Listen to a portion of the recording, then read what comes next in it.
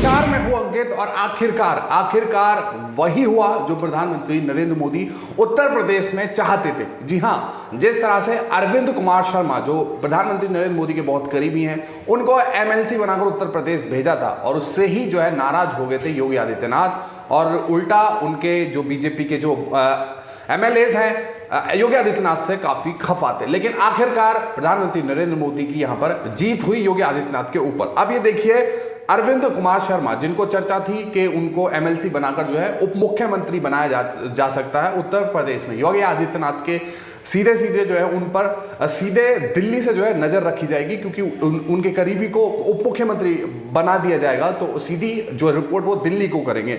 और अब आप देखिए, खबर देखिए, यूपी में बीजेपी की चुनावी तैयारी।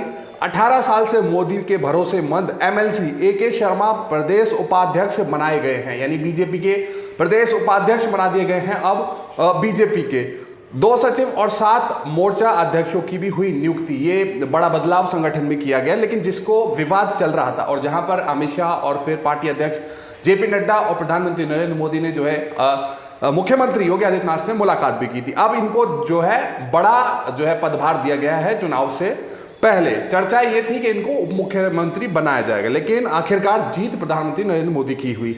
अब ये खबर देखिए, उत्तर प्रदेश में अगले साल होने वाले विधानसभा चुनाव से पहले भाजपा संगठन में बड़ी नियुक्तियां की गई हैं। पार्टी के प्रदेश अध्यक्ष स्वतंत्र देव सिंह ने शनिवार को पदाधिकारियों की घोषणा करते हुए 1 प्रदेश अध्यक्ष, 2 प्रदेश मंत्री सचिव और 7 मोर्चा अध्यक्ष नियुक्त किए हैं। नई नियुक्तियों के तहत प्रधानमंत्री नरेंद्र मोदी के 18 साल से भरोसेमंद रहे रिटायर्ड आईएएस अफसर और एमएलसी अरविंद कुमार शर्मा को प्रदेश अध्यक्ष बनाया गया है। शर्मा को संगठन और सरकार में जगह देने के लिए पिछले कुछ समय से अटकलों का बाजार गर्म था और दरअसल इन्हीं को लेकर जो है ये पूरा सियासी खेल चल रहा था। अटकलें चल रही थी और घमासान मचा हुआ था उत्तर प्रदेश में और दिल्ली तक। अब ये देखिए, पिछले ही दिनों एक इंटरनल सर्वे यानी आंतरिक सर्वे बीजेपी ने किया था और उसमें वहां पर जो है भाजपा आने वाले 2022 के चुनाव में 100 से कम सीटों पर सिमट रही थी, यानी अभी 320 के आसपास उनकी सीट है 403 में से, तो 100 पर सिमट रही थी। इसी को लेकर ये सारी जो है रणनीति अपनाई जा रही है कि किसी भी तरीके से पार्टी 2022 में वापस जीते। आप ये खबर देखिए, कुछ दिन पहले की है, 3-4 दिन पहले की है। जनसत्ता की अखबार का दावा, आंतरिक सर्वे में बीजेपी को यूपी में 100 सीट भी नहीं मिलने का यकीन नहीं है। मतलब आंतरिक सर्वे के अनुसार भाजपा के शीर्ष नेताओं को यह आभास हो गया है कि बिना पार्टी बिना क्षेत्रीय दलों के सहयोग से लखनऊ की सत्ता पर काबिज नहीं हो सकती है।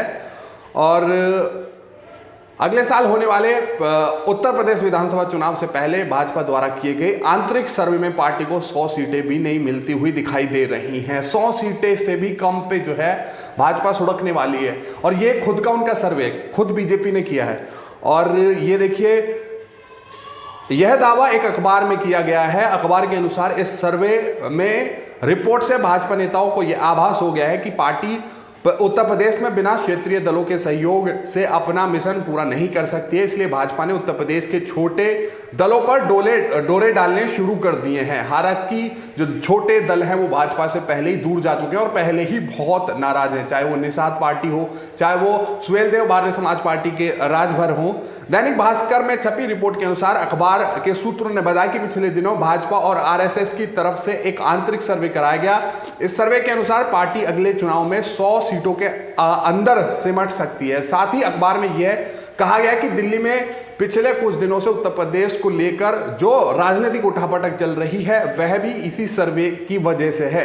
आंतरिक सर्वे में हो रहे नुकसान को देखते हुए भाजपा और संघ के शीर्ष नेताओं की सक्रियता भी अचानक से लखनऊ में बढ़ गई है। और सुना है कि अब सुनने में आ रहा BL संतोष जो कि महासचिव है संगठन के भाजपा के, वो दोबारा से लखनऊ जाएंगे। अभी वो साउथ के दौरे पे थे, वहां पर बीजेपी की जो है उधेड़-बुन में लगे हुए थे। और खबर ऐसी भी है, आंतरिक सर्वे के अनुसार शीर्ष नेताओं को मीडिया रिपोर्ट के अनुसार पिछले दिनों भाजपा अध्यक्ष जेपी नड्डा ने सुहेलदेव भारतीय समाज पार्टी सुभाषपा के अध्यक्ष ओम प्रकाश राजभर से बात करने की कोशिश की थी, लेकिन उन्होंने बात करने से ही इनकार कर दिया। और राजभर ने खुद कहा है, ये तो बयान में कहा है कि भाजपा जो है डूबती हुई है नैया है, अब उसमें कोई सवार नहीं होना चाहता है। भाजपा 2017 के विधानसभा चुनाव में सहयोगी रही सो भाजपा को दोबारा से साथ लेना चाहती है, लेकिन उन्होंने साफ मना कर दिया है। पार्टी और अपना दल के भी तेवर दिखाने शुरू कर दिए। मीडिया रिपोर्ट के अनुसार जो दोनों पार्टियां केंद्र में मंत्री पद मांग रही थी, लेकिन जो बीजेपी पार्टी है या योगी आदित्यनाथ है मुख्यमंत्री, उन्होंने छोटे दलों को 4.5 सालों में कोई तवज्जो नहीं दी। उनको खुद पर ही बहुत घमंड था, क्योंकि वो अपने एमएलए तक की जो है नहीं सुनते हैं, तो फिर अपने क्षेत्रीय दलों की कहां से सुनेंगे जब 320 सीटों के साथ उनके साथ जो है मजबूत गठबंधन है। अब ये खबर देखिए, इसमें 2 खबरें हैं। पहली बात तो ये, प्रधानमंत्री नरेंद्र मोदी और अमित शाह में, प्रधानमंत्री नरेंद्र मोदी और योगी आदित्यनाथ में जो ठनी थी, जिस चीज को लेकर ठनी थी, अब देखिए उसमें जीत हो गई प्रधानमंत्री नरेंद्र मोदी की। अरविंद कुमार शर्मा को उपाध्यक्ष बना दिया गया है और आंतरिक सर्वे जो भाजपा का है उससे जो है भाजपा के सपने चकने चूर हो गए हैं और भाजपा को जो है हार दिखाई दे रही है। अब भाजपा तैयारी कर रही है किसी भी तरीके से उधेड़ बुन करके जो है भाजपा को वापस 2022 में चुनाव जिताए जा सकें। और आंतरिक सर्वे भाजपा का है, यानी भाजपा का है तो 100 सीटों के अंदर अंदर भाजपा सिमट रही है।